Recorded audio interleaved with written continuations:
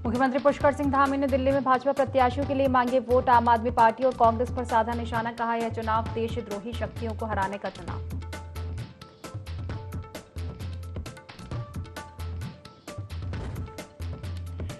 मुख्यमंत्री पुष्कर सिंह धामी की सख्ती के बाद गंगोत्री यमुनोत्री की हालत में सुधार, बिना पंजीकरण आ रहे यात्रियों को जगह जगह रोकने से कम हुई भीड़। यात्रा को लेकर तैनात अधिकारियों को भी किया जा रहा निर्देशित।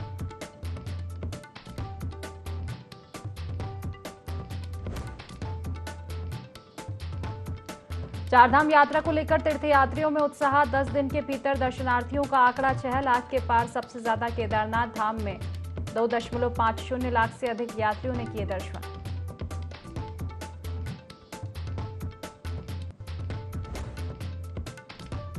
देहरादून के शिखर फॉल के पास सड़क हादसा, कार के खाई में गिरने से हुई 2 लोगों की मौत, 3 घायलों का अस्पताल में चल रहा इलाज।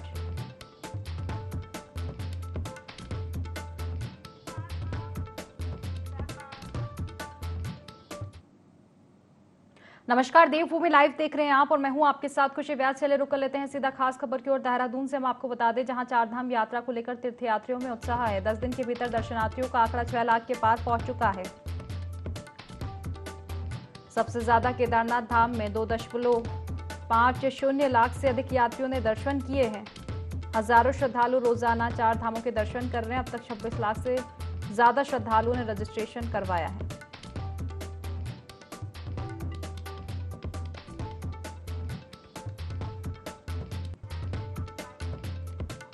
चलिए विस्तार से चर्चा करेंगे। विनय हमारे साथ सीधा लाइव जुड़ चुके हैं, उनसे ज्यादा चर्चा करेंगे। विनय, चारधाम यात्रा को लेकर उत्साह काफी तीर्थयात्रियों में देखा जा रहा है, क्योंकि आंकड़ा कहीं ना कहीं रिकॉर्ड तीर्थयात्री अपना ही तोड़ते हुए नजर आ रहे हैं। 10 दिन के भीतर की अगर बात की जाए तो आंकड़ा अब 6 लाख के पार पहुंच चुका है।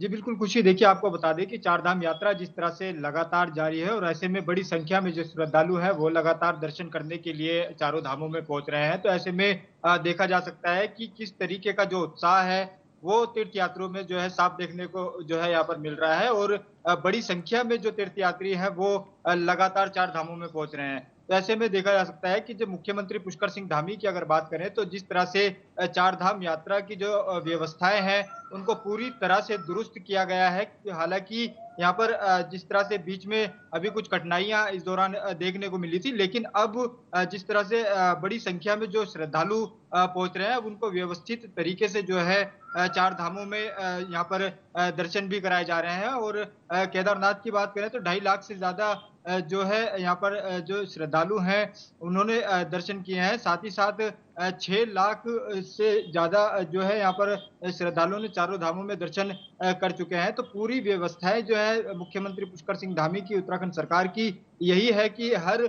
श्रद्धालु को जो है यहाँ पर दर्शन जो है कराए जा सके, क्योंकि अन्य राज्यों से जिस तरह से बड़ी संख्या में जो श्रद्धालु पहुंच रहे हैं उनसे भी जो है काफी उत्साह जो है देखने को मिल रहा है। क्योंकि मुख्यमंत्री पुष्कर सिंह धामी जिस तरह से अभी हाल ही में कुछ दिन पहले यहाँ पर श्रद्धालुओं के बीच में पहुंचे थे, उन्होंने तमाम जो व्यवस्थाओं का जायजा भी इस दौरान लिया था, स्थलीय निरीक्षण उन्होंने किया।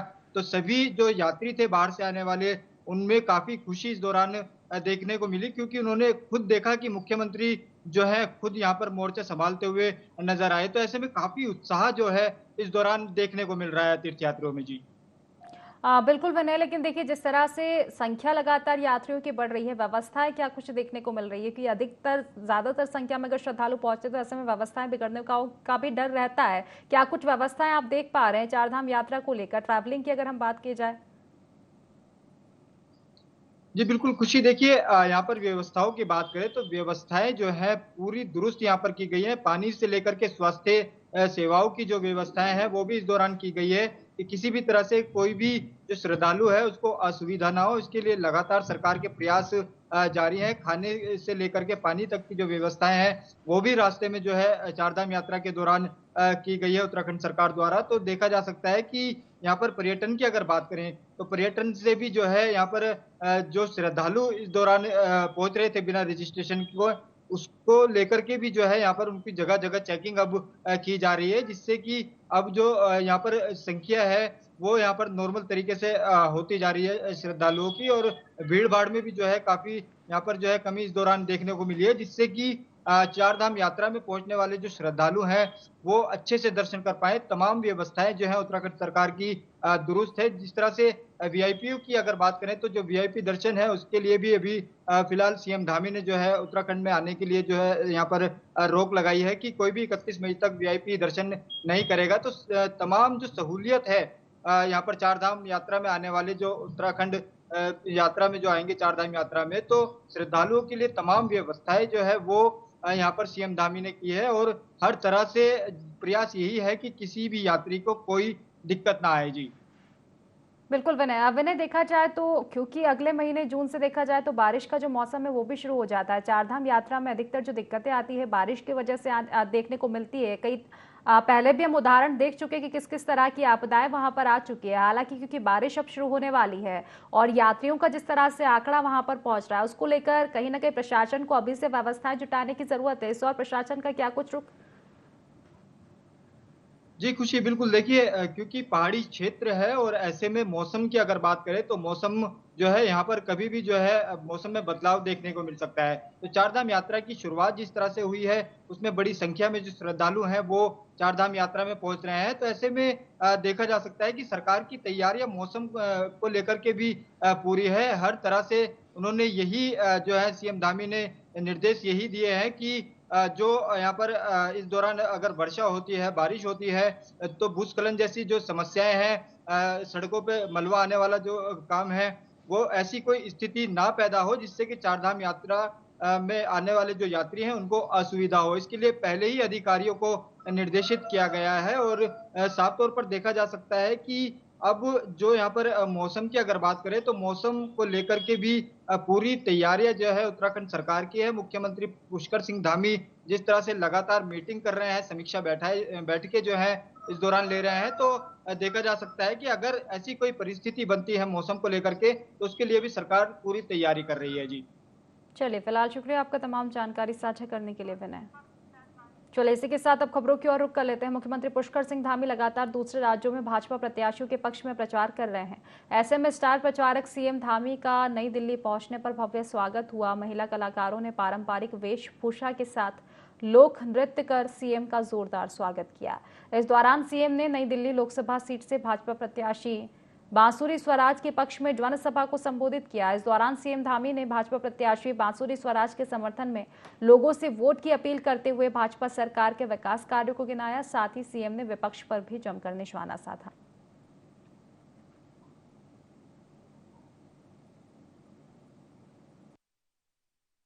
ऐसा समय मिला है, अवसर मिला है कि हम सब लोग आगे बढ़कर भारतीय जनता पार्टी को समर्थन करें, मोदी जी को तीसरी बार प्रधानमंत्री बनाने में अपना योगदान दें। क्योंकि पिछले 10 वर्षों में हम सब जानते हैं मोदी जी ने भारत को बुलंदियों पर ले जाने का काम किया है। 10 वर्षों में विकास की अनेक परिभाषाएं उन्होंने गढ़ी हैं और भारत दुनिया में अपनी तेजी से तरक्की भारत की हुई है। भारत का डंका बजा है, मान सम्मान स्वाभिमान बढ़ा है और आज पूरा भारत पूरा विश्व भारत के समक्ष आज नतमस्तक है। भाइयों बहनों, मोदी जी ने 10 सालों में वो करके दिखा दिया जिसके बारे में शायद अपेक्षा भी नहीं थी किसी की कि इतना काम हो जाएगा।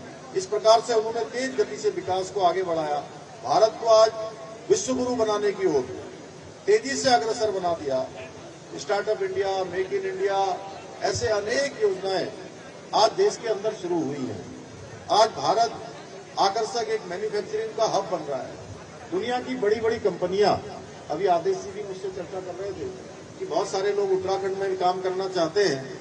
मैंने कहा निश्चित रूप से हम उन सबका स्वागत करेंगे और हमने इन्वेस्टर ग्लोबल समिट उत्तराखंड में किया था हमारे प्रधानमंत्री आदरणीय मोदी जी के मार्गदर्शन में, जिसमें देश दुनिया के 50 देशों से लोगों ने उत्तराखंड में आकर अपने उद्योग लगाने का मन बनाया है। उन्होंने हमको अपने प्रस्ताव दिए हैं और हम उनके लिए तमाम प्रकार की योजनाएं, तमाम प्रकार की नीतियां, 30 से ज्यादा ऐसी नीति हमने नई बनाई है। पर्यटन के क्षेत्र में बनाई है हमने, लॉजिस्टिक के क्षेत्र में, इंडस्ट्री के क्षेत्र में, अनेक क्षेत्रों में हमने नई नीतियां प्रचलन में हम लाए हैं। कुछ पुरानी नीतियों को हमने उत्तराखंड में उनका शिथिलीकरण किया है, उनको सरल बनाया है। भाइयों बहनों, ये सब मोदी जी की प्रेरणा से हो रहा है। सीएम पुष्कर सिंह धामी का दूसरे राज्यों में भाजपा प्रत्याशियों के पक्ष में प्रचार लगातार जारी है। ऐसे में सीएम धामी दिल्ली पहुंचे, जहां उन्होंने पीतमपुरा नई दिल्ली में चांदनी चौक से भाजपा के लोकसभा प्रत्याशी प्रवीण खंडेलवाल के पक्ष में भव्य रोड शो किया। रोड शो के बाद सीएम ने जनसभा को भी संबोधित किया। सीएम धामी के लिए दिल्ली की जनता भी अभूतपूर्व उत्साह देखने को मिल रहा है। सीएम धामी ने मोदी सरकार की उपलब्धियां बताई और साथ ही विपक्षियों को भी जमकर घेरा।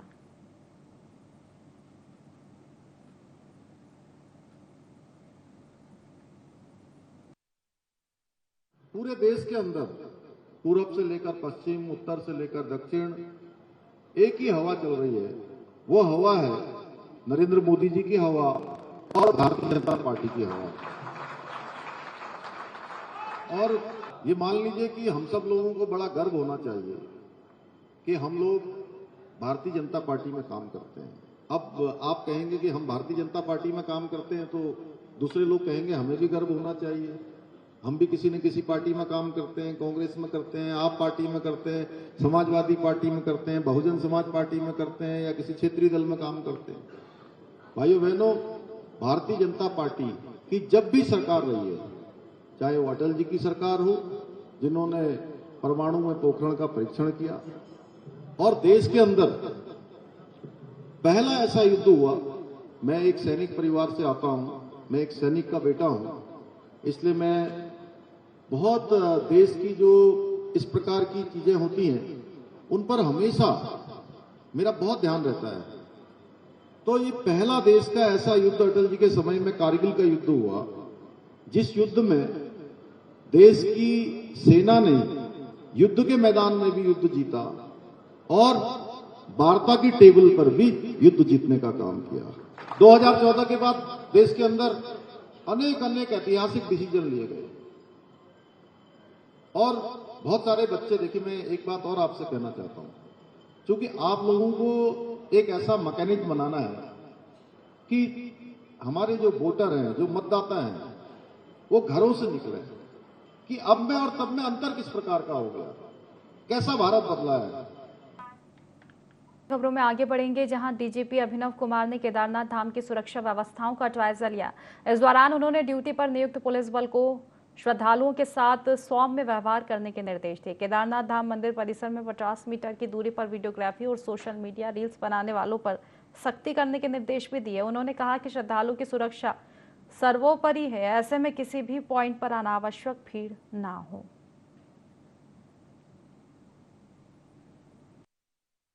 चारधाम यात्रा का केदारनाथ धाम के कपाट खुले हुए 10वां दिन है 2024 की चारधाम यात्रा का। और इस अवसर पर मैं स्वयं आज सुबह आया था यहाँ की व्यवस्थाओं को देखने, और इस बार अप्रत्याशित अभी तक भीड़ आई है श्रद्धालुओं की, और डेली लगभग 30,000 से भी अधिक श्रद्धालु यहाँ पर दर्शन करके जा रहे हैं। और निश्चित रूप से ये यहाँ पर जो भी मंदिर की सारी व्यवस्था से जुड़ी हुई सारी एजेंसी है, पर्यटन विभाग है, सूचना विभाग है, उनकी सारी टीम जिस तरह से तालमेल के साथ काम कर रही है, मेरे ख्याल से ये बहुत एक अच्छा उदाहरण है। चारधाम यात्रा में पहुंच रही बंपर भीड़ के चलते यात्रा के स्लॉट फुल हो गए हैं। इसके बाद पर्यटन विभाग की ओर से हरिद्वार में रजिस्ट्रेशन काउंटर बंद कर दिए गए हैं। रजिस्ट्रेशन बंद होने से यहां रजिस्ट्रेशन काउंटरों पर सन्नाटा पसरा हुआ है। दूसरे राज्यों से पहुंच रहे श्रद्धालुओं को बड़ी परेशानी उठानी पड़ रही है। इसी को लेकर देखिए खास रिपोर्ट।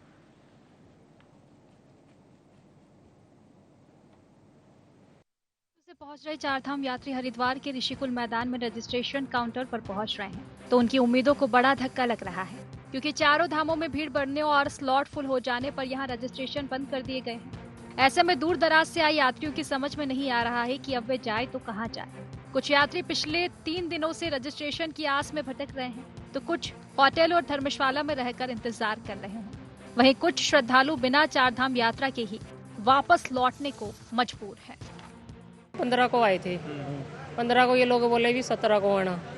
आज भी नहीं हो रहा है यहाँ पे रजिस्ट्रेशन, परेशानी हो रही है। लड़का है साथ में, यही होटल में ठहरे थे, अब आए हैं इधर। नहीं सर अब तो नहीं, हम तो अब जाएंगे आज। अगर ना ये रजिस्ट्रेशन हुआ तो परेशान हो गए, क्या पता इनका आगे भी ना खोले ये। 20 तारीख को कह रहे हैं ना अब। ये बोल रहे बंद हो गया, किसी 3 दिन के बंद हो गया। ये बोल रहे थे ये आज बुक करने तो जून और 8 पे जून 10 में आपकी स्लॉट मिल जाएगा बोल रहे हैं वो अभी लोग। हम बहुत दूर से आए हैं, हम ये 1 महीने में तो वेट करने नहीं करना होते। हम काम भी ये गांव के काम भी है, ये सरकार के कितनी जरूरी में अभी के हमको हेल्प करवे के। होटल भी बहुत कॉस्टली है, हमको ये टेंट में मिल रहे हैं बहुत। होटल के बात ये 1500 और 2000 पे बोल रहे हैं एक दिन के लिए। हमको बहुत परेशान हो गए हैं।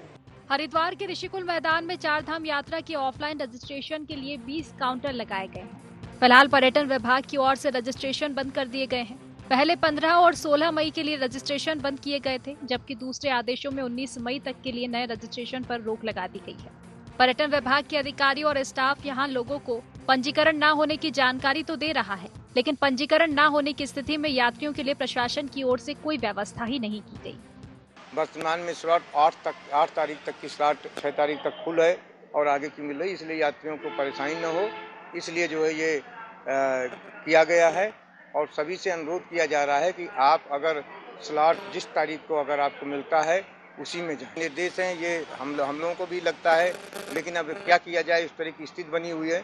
ऊपर ओवर क्राउड होने की वजह से वहाँ व्यवस्थाएं जो भी यहाँ से जाएगा वहाँ दिक्कत होगी।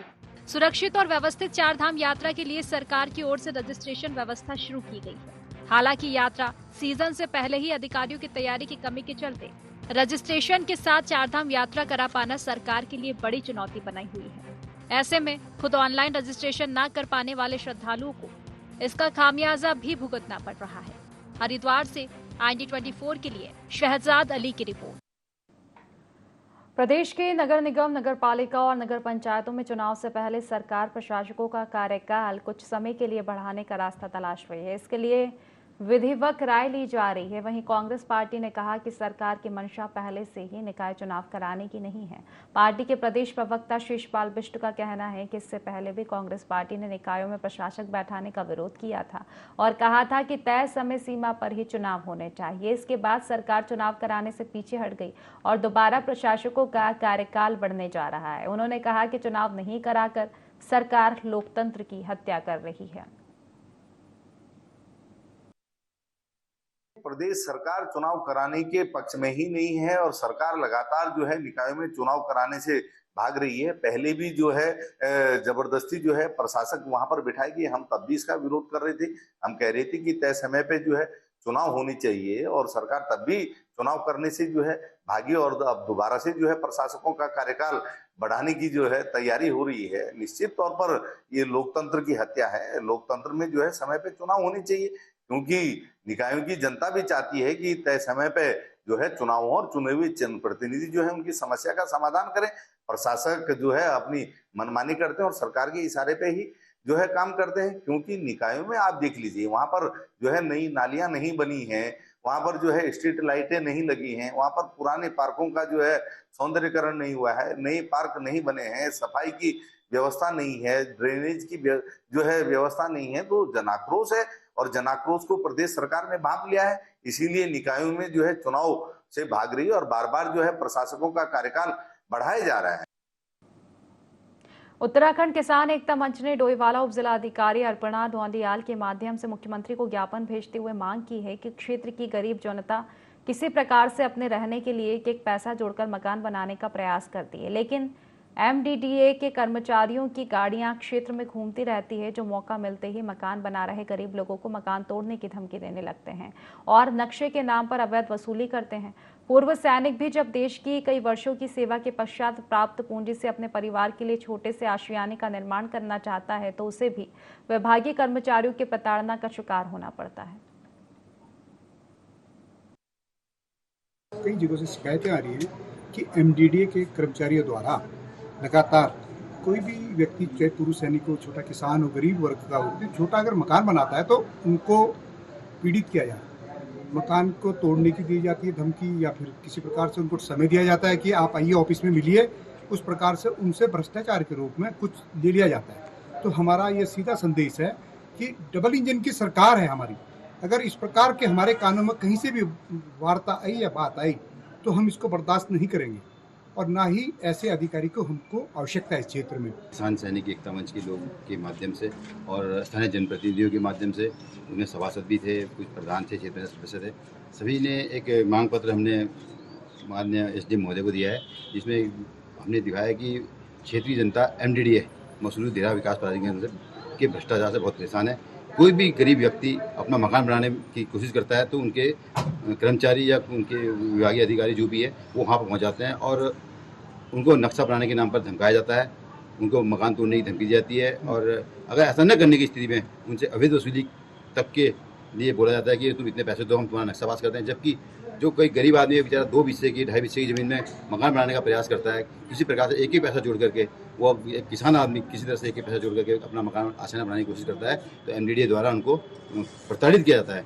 लेटर दिया है, ज्ञापन दिया है, उसके परिप्रेक्ष्य में हम लोग एक बार जांच करेंगे। साथ में हम MDDA के जो AE और JE हैं, जो लोकल क्षेत्रीय स्तर में यहाँ पे डेप्यूटेड हैं, उनसे भी एक बार वार्ता करेंगे कि क्या इश्यूज ग्राउंड में आ रहे हैं। इसके अलावा उनके जो ज्ञापन है वो माननीय मुख्यमंत्री जी के लिए, तो हम इसको आगे फॉरवर्ड करेंगे। डिजिटल शिक्षा को आगे बढ़ाते हुए उत्तराखंड शिक्षा विभाग लगातार सरकारी स्कूलों में स्मार्ट क्लास लगा रहा है। वहीं छात्रों को किताबों से बढ़कर डिजिटल माध्यम से प्रैक्टिकल अनुभव कराने के लिए स्मार्ट क्लास का उपयोग किया जा रहा है। इस बात को लेकर DG शिक्षा बंशीधर तिवारी ने कहा कि अभी तक लगभग 2000 स्कूलों में स्मार्ट क्लास लग चुकी है, जिनमें कुछ सरकारी बजट से लगे तो कुछ CSR के जरिए लगे हैं। साथ ही उन्होंने कहा कि अगले 2 से 3 महीनों में लगभग 1200 स्कूलों में स्मार्ट क्लास लगेगी, जिसमें हमारा प्रयास है कि हर स्कूल में स्टूडियो हो ताकि किसी विशेष लेक्चर को इन सभी 1200 स्कूलों से जोड़ा जा सके। अब तक हमारे लगभग 2000 स्कूलों में स्मार्ट क्लास लग चुके हैं। उसमें कुछ हमने अपने मतलब सरकारी बजट से लगाया, कुछ CSR में मिले हैं और लगभग करीब समझिए 1200 और स्मार्ट क्लास हमारी लगने वाली है अगले 2-3 महीनों में। और उसको हमने इस तरह से प्लान किया हुआ है कि जो 1200 स्कूलों में स्मार्ट क्लास लग रही है उसमें हर स्कूल अपने आप में एक स्टूडियो रहेगा। अगर कहीं पर भी किसी विषय का कोई अच्छा शिक्षक है तो वहाँ से जोड़ करके हम पूरे 1200 में उसका लेक्चर दे सकते हैं। पढ़ाई में हमारे छात्र अगर अपना समय खर्च करें तो बेहतर परिणाम मिले। लोहाघाट में रोसाल मटियानी सड़क की बदहाली को लेकर ग्रामीणों ने किसान नेता मोहन चंद्र पांडे के नेतृत्व में प्रदर्शन किया। ग्रामीणों का कहना था कि इस सड़क में 2-2 फीट के गड्ढे हो गए हैं। सड़क को सुधारने के लिए कई बार जिम्मेदारों से मांग की गई, लेकिन सुनवाई नहीं हुई।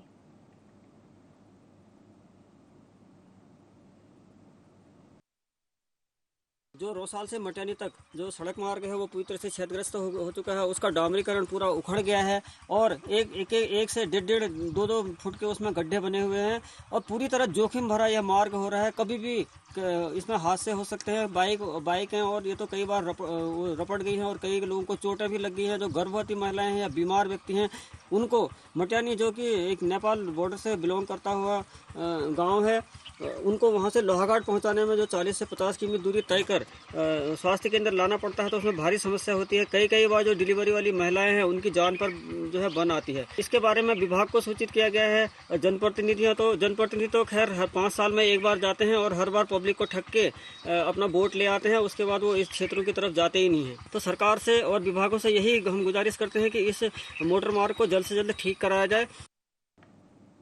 फिलहाल इस बुलेटिन में बस इतना ही। आप बने रहिए IND 24 के साथ। नमस्कार।